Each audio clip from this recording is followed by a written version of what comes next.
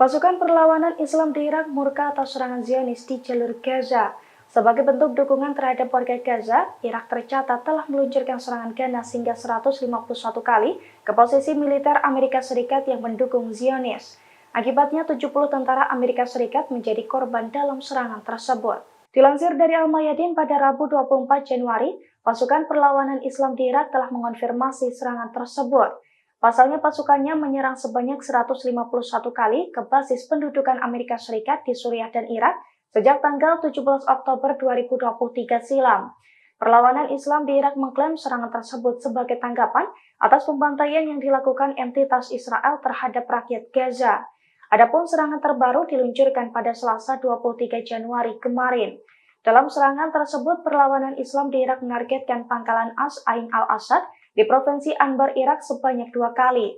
Yang mana serangan pertama diluncurkan pada Sabtu lalu dengan 10 rudal berat.